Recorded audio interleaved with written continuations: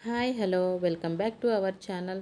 ఈరోజు వీడియోలో హైదరాబాదులోని బీరంగూడ గుట్టపై వెలసిన పవిత్ర క్షేత్రమైన శ్రీ భ్రమరాంబిక మల్లికార్జున స్వామి దేవాలయము పూర్తిగా అయితే ఎక్స్ప్లోర్ చేయబోతున్నానండి. వీడియో అయితే ఎక్కడా స్కిప్ చేయకుండా చూసేయండి.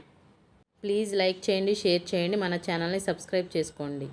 మీరు చేసే లైక్, షేర్, సబ్స్క్రైబ్ మన ఛానల్కి ఇప్పుడైతే చాలా ఇంపార్టెంట్ అండి. Please don't forget. ఈ టెంపుల్కి నేను ఇటువరకు రావటం అయితే జరిగిందండి. 1 సంవత్సరం అయితే అవుతుంది. అప్పటికి ఇప్పటికి చాలా మార్పులు అయితే చేశారండి. డెవలప్మెంట్ అయితే చాలా బాగా కనిపిస్తుందండి. బీరంగూడ గుట్టలోని శ్రీ భ్రమరాంబిక మల్లికార్జున స్వామి దేవస్థానంలో ప్రధానంగా జరిగే ఉత్సవాలు మహాశివరాత్రి బ్రహ్మోత్సవాలు. ఇది ఆలయంలో అత్యంత పెద్ద ఉత్సవంగా చేస్తారు. ప్రత్యేక అభిషేకాలు, జాగరణ, స్వామివారి కళ్యాణోత్సవం నిర్వహిస్తారు. వేలాది మంది భక్తులు పాల్గొంటూ ఉంటారు ఈ ఉత్సవాలలో. కార్తీక మాసోత్సవాలు. కార్తీక మాసంలో దీపారాధనలు, ప్రత్యేక పూజలు నిర్వహిస్తూ ఉంటారు. సోమవారాల్లో భక్తుల రద్దీ ఎక్కువగా ఉంటుంది.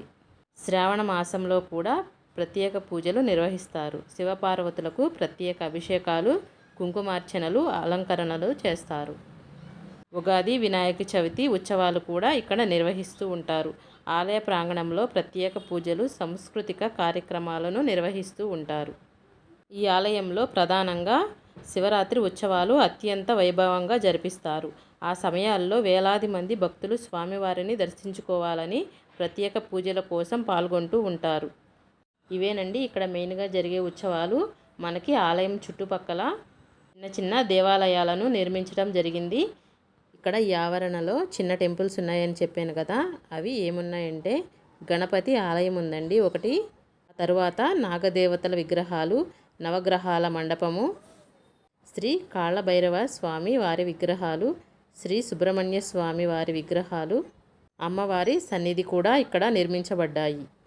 ప్రధాన మల్లికార్జున స్వామి ఆలయంతో పాటు గణపతి, సుబ్రహ్మణ్య స్వామి, కాళ్ళభైరవ స్వామి, నవగ్రహాల మండపం, నాగదేవతల సన్నిధులు కూడా ఈ క్షేత్రంలో ఉన్నాయి. అందువల్ల ఒకే చోట అనేక దైవ దర్శనాలు చేసుకునే అదృష్టం భక్తులకు లభిస్తుంది. దేవాలయములో స్వామివారి దర్శనం అనంతరం భక్తులకు ప్రసాదం అందిస్తారు. ముఖ్యంగా లడ్డు, పులిహోర, చక్కెర పొంగలి వంటి ప్రసాదాలు భక్తులకు పంపిణీ చేయబడతాయి. ప్రసాదం రుచి మాత్రమే కాదు, స్వామివారి ఆశీస్సులుగా భావించి భక్తులు ఎంతో సంతోషంతో స్వీకరిస్తారు.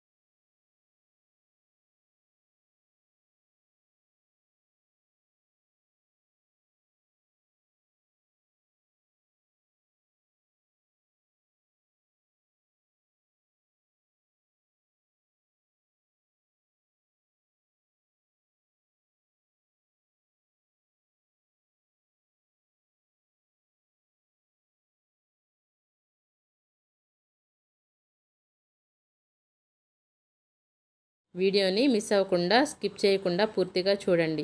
మీరు ఇదే చోటులో ఉన్న అనుభూతిని పొందుతారు. ప్లీజ్ లైక్ చేయండి, షేర్ చేయండి, మన ఛానల్ని సబ్స్క్రైబ్ చేసుకోండి. Don't forget. Thank you for watching. Please subscribe.